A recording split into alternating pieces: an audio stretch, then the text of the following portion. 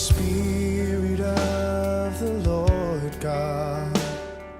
In the height of my addiction, I was a heroin addict. I was an IV user. I was a junkie. I was a crackhead. I was also a pill popper. Long before that, I was an alcoholic, barfly kind of. In the height of my addiction, at the worst of my using, I was homeless for 3 years in a really, really bad area in Dallas, West Dallas. I was a working girl. I was not a high-dollar working girl. I was one of those people that you would probably see like on an episode of Cops. I was hopeless, suicidal. It was really bad. A lot of bad things happened, and I did a lot of bad things. My family wasn't talking to me anymore. In the course of this, I've had like 2 DWIs, one drug charge, and a couple of prostitution charges. Never really did a whole lot of jail time, which would have really just been a vacation and 3 hots and a cot anyway, because I would have had somewhere to lay my head. In that 3 years that I was on the streets, I was literally on the streets. Like, a tent was a luxury. Like, a hotel room every now and then was a luxury. Like, I slept in abandoned houses, trap houses. The concrete things that they were going to make into a water main was on the side of the road. I slept in a lot of those. Slept in other people's lean-tos and cardboard boxes and little homemade tents. I would be up for days, constantly using, constantly trying to figure out how to get more. I was real mad at God because he wouldn't let me die. I tried to overdose. I put myself in some really, really bad positions where I was just real unsafe about the way I was doing things. Didn't care. Didn't figure I was going to live very long anyway, and really tried not to. So I finally just pretty much realized that God wasn't going to take me. Didn't really know why. Figured he was probably punishing me, or I wasn't good at anything, including offing myself, or getting offed. So that was when I realized that I really just had no choice but to just quit doing dope, because I couldn't walk around like that anymore. It was just a shell, just existing, just same stuff all the time. Got on methadone, was on methadone for a couple of years. That helped me to transition to sobriety. Of course, I was still doing all kinds of dope. I was not doing heroin. So then I went to treatment. On February 14th of 2011, I walked into treatment. However, my sobriety date is February 15th of 2011, because I may or may not have taken every pill in my friend's house before I went there. This is what we do. So I'm at treatment, right? I'm at the state-funded, free treatment center. I was very angry and self-righteous and easy to ruffle. And so I was supposed to be there for 45 days. On my 42nd day, well, first of all, my little boyfriend, he left. He was discharged. So, of course, so now I have no distraction. And they had put us all on what's called a silent and still, where we're not supposed to talk to each other. And they'd done it for like 48 hours before that. And they were going to do it for another 24 hours. Now, I may or may not have been part of the reason why. And if you take away my ability to talk, it's like holding me underwater. So I decided to leave. I was mad. So I knew a friend, and she had come to this cool house. Didn't really know anything about the house until I called. I called, and I'm talking to the director of this place on the phone, right? And so told him where I was at, that I didn't really have anywhere to go, and I just kind of left this place and didn't have any plans. And so he told me that we're a Christian sober house, a Christian sober living facility, and I remember him saying that. And at that point, like, it was more like, I don't need to hear anything else about what your place is like. What I want to know is, will you take me? Because I knew that was going to be important for me. So I get here. I was taken on grace. Had no finances, nothing whatsoever. I had no money in my pocket, didn't even have 30 cents I could put together.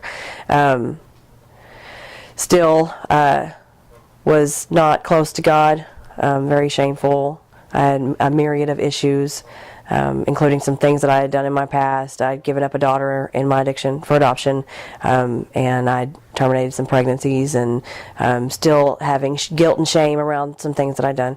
So I was acting out pretty bad. Been here for a few weeks.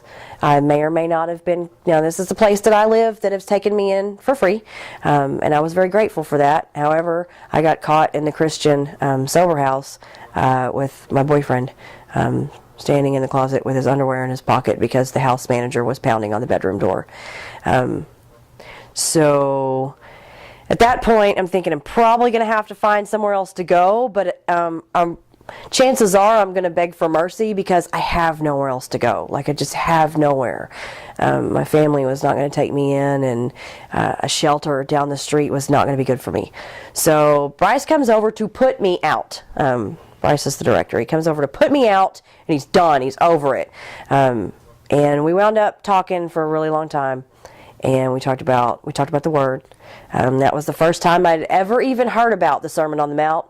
Didn't know anything about it. We talked about a lot of things, and I don't really know what I said or what I did or how things went down to make him decide to let me stay, but he did. And for that, I'm very grateful.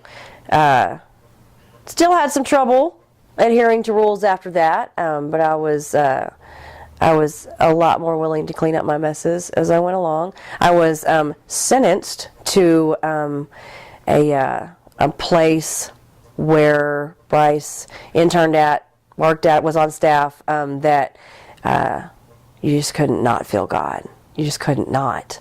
And that was when I really actually started to feel Him, and people prayed for me that I could hear Him, because I didn't understand why I didn't hear Him. In the meantime, got through my steps in AA with my sponsor, and just recovered, got useful in life again and found myself again, and that shame and guilt went away when I realized that I didn't have to feel that way, because Jesus died for me not to feel that way. First, let me tell you who I am now. I am Melissa Miller. I am the Housing Operations Coordinator and also a house manager for Sober by Grace Ministries. I'm also a praise and worship leader at my church. I am a sponsor in the program, in the AA program. I am a loyal wife. I'm a faithful friend. I love me some Jesus. I love me some people. Really love me some dope fiends. I love me some Sober by Grace. I don't know where I would be or who I would be without the foundation that I got here. I learned skills here like, I don't know, how to keep a job, how to be on time for said job, how to show up for said job, how to pay my bills. I actually pay bills, which is weird. At the time of this taping, in exactly 1 month, I will have 3 years completely sober from alcohol and dope, which is an absolute miracle. And all glory goes to God. He has done so much. I can actually sit and tell you all of the stuff that I did or that happened to me or whatever. We don't have enough time. I could tell you that and tell you with no shame, because I know that I'm not that. That doesn't define me. That's not who I was. Those are things that I did, or those are things that happened to me. But I am washed clean by the blood of Jesus. I'm able to hear God today. I'm able to talk to Him, and I know that He's in my heart and He walks with me. I know how to pray, which I didn't know when I came here.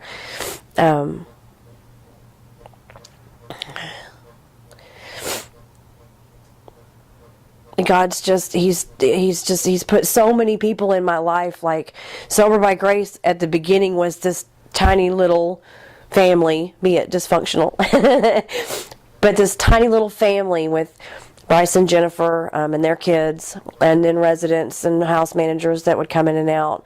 As I moved up in the organization, the family gets bigger, and then we've had a church partner with us, and my family's gotten so much bigger, and I've never been so happy to be part of an organization. I've never been trusted to be part of an organization, I don't think. Not for this long, not when you're doing something this important. I'm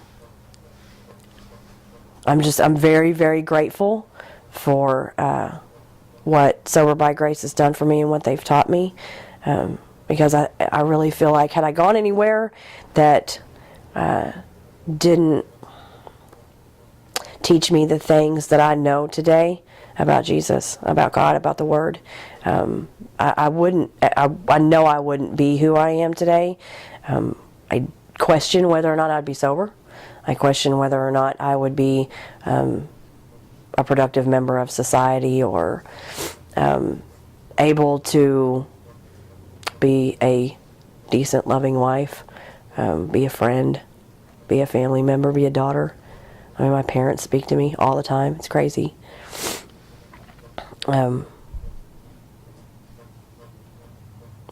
Life is just really good. Life is really good, and I am super, super blessed. And I love this ministry, and I love these people, and I know that Sober by Grace Ministries will be a part of my life for the rest of it.